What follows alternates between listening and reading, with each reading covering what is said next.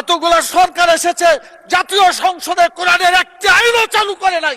মাননীয় স্পিকার, সবচাইতে লজ্জা, সবচাইতে দুঃখজনক কথা হলো এটা। আমি চ্যালেঞ্জ দিলাম, জামাতে ইসলামের কোন নেতা বলেছে আমার কাছে যে জান্নাতের টিকিট আছে বিক্রি করছি? মাননীয় প্রধানমন্ত্রীকে জবাব দিতে হবে।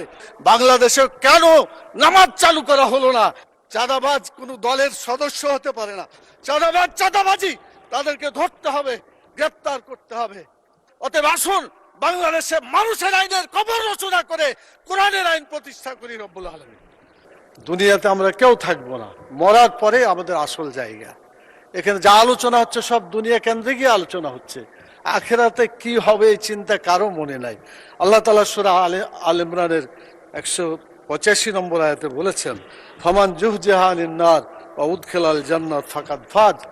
যে ব্যক্তি জাহান্নামের আগুন থেকে বাঁচতে পারলো সেই সত্যিকার সফল হবে, এবং জান্নাতে প্রবেশ করতে পারলো সেই সত্যিকার সফল হতে পারবে। মাননীয় স্পিকার, সংসদ লবিতে ঢোকার সময় আল্লাহর প্রতি পূর্ণ আস্থা এবং ঈমান, এটা দেখার পরে মনে হয় যে আল্লাহর প্রতি যদি ঈমান থাকে তাহলে তো আমাদের আইনের উৎস আল কোরআন।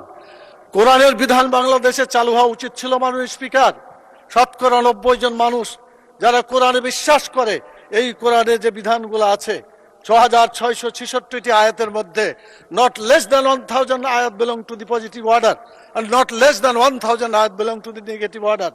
1000 আয়াত আছে যেগুলো হাবোধক আইন, 1000 আয়াত আছে যেগুলো নাবোধক নিষেধ।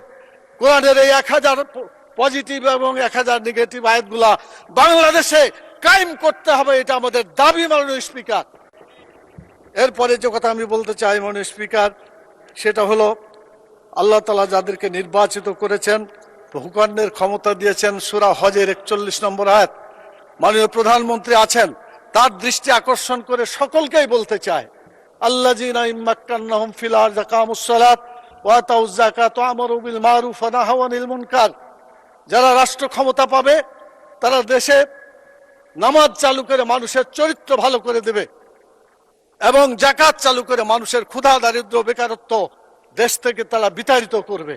ভালো কাজ করে মানুষকে শান্তিতে থাকতে দেবে, খারাপ কাজ বন্ধ করে অশান্তির আগুন থেকে মানুষকে রক্ষা করবে। কিন্তু দুর্ভাগ্য, আওয়ামী লীগ এসেছে 6 বার, বিএনপি 5 বার, জাতীয় পার্টি 2 বার। এতগুলা সরকার এসেছে, জাতীয় সংসদে কোরআনের একটি আইনও চালু করে নাই।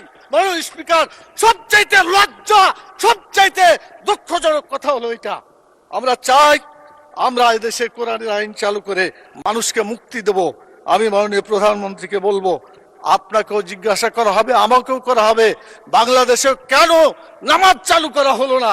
কেন যাকাত চালু করে ক্ষুধা, দারিদ্র, বেকারত্ব দেশ থেকে দূর করা হলো না? কেন ভালো কাজ চালু করে মানুষকে শান্তিতে থাকতে দেওয়া হলো না? কেন খারাপ কাজগুলো বন্ধ করে অশান্তি থেকে মানুষকে রক্ষা করা হলো না? মাননীয় স্পিকার, আমি আপনার মাধ্যমে মাননীয় প্রধানমন্ত্রী সহ আইনমন্ত্রী পাশে বসে আছেন, তারা জবাব দিবেন এবং বলবেন তাদের দায়িত্বটা কি। সময়ের সাথে সাথে দেখা দেয় নিত্য নতুন প্রয়োজন, রেডি থাকতে হয় প্রতি মুহূর্ত। তাই এলো ইনোভার, যেন আপনি লাইফে থাকেন রেডি প্রতিদিন। Innova, designed for now. এরপরে যে কথাটা আমি বলতে চাই, মাননীয় স্পিকার, সময় কম দেওয়ার কারণে কোনটা বলি আর কোনটা বোঝা যাচ্ছে না। মাননীয় স্পিকার, আমাদের দেশে সুদ, ঘুষ, মদ, জুয়া, জেনা, ব্যভিচার, চাঁদাবাজি, টেন্ডারবাজি যারা করে, এরা কোনো দলের লোক না মাননীয় স্পিকার। কিন্তু যখন বলা হয় যে এক দল চাঁদাবাজি করে পালাই গেছে, আর এক দল চাঁদাবাজি করার জন্য প্রস্তুতি নিচ্ছে, এটা বলার পরে কোনো দল যদি রিয়াকশন করে, তখন তো বোঝা যায় এই চাঁদাবাজদেরকে দলের সদস্য হিসাবে গ্রহণ করা হচ্ছে। আজকে সিদ্ধান্ত হোক মাননীয় স্পিকার, চাঁদাবাজ কোনো দলের সদস্য হতে পারে না। চাঁদাবাজ চাঁদাবাজি, তাদেরকে ধরতে হবে, গ্রেপ্তার করতে হবে। এরপরে যে কথা বলতে চাই সেটা হলো, টিকিট বিক্রির একটা কথা বলা হয়েছে। মাননীয় স্পিকার, একটু প্লিজ। কোরআন মাজিদে একটি আয়াতকে কেন্দ্র করে এটা ভুল বুঝাবুঝি হচ্ছে। আল্লাহ তাআলা সূরা তওবার 111 নম্বর আয়াতে বলেছেন যে আল্লাহ তাআলা জান মালকে কিনে নিয়েছেন জান্নাতের বিনিময়ে। এটা আল্লাহর কথা। আপনি জানমাল দিবেন, বিক্রি করবেন, জান্নাতে যেতে পারবেন। জানমাল আল্লাহর পথে দিবেন না, আপনার কপালে জান্নাত হবে না। এটা আল্লাহর কথা, এটা মানুষের কথা না। আমি চ্যালেঞ্জ দিলাম, জামাত ইসলামের কোন নেতা বলেছে আমার কাছে যে জান্নাতের টিকিট আছে বিক্রি করছি? মাননীয় প্রধানমন্ত্রীকে জবাব দিতে হবে কেন তিনি এটা বলছেন। আমাদের ফখরুল ইসলাম সাহেব বলেছিলেন আমরা শরীয়তের আইন বিশ্বাস করি না, পরে অবশ্য আত্মসমর্পণ করে নির্বাচনের আগে বলেছেন শরীয়তের বিরুদ্ধে আমরা কোনো আইন আমরা পাশ করব না। তো ধন্যবাদ ওনাকে, অন্তত তওবা করে ফিরে এসেছেন। আমরা আল্লাহর আইন চাই, আপনারা আল্লাহর আইনের বিরোধিতা করবেন না বলেছেন। অতএব আসুন বাংলাদেশে মানুষের আইনের কবর রচনা করে কোরআনের আইন প্রতিষ্ঠা করি রব্বুল আলামিন।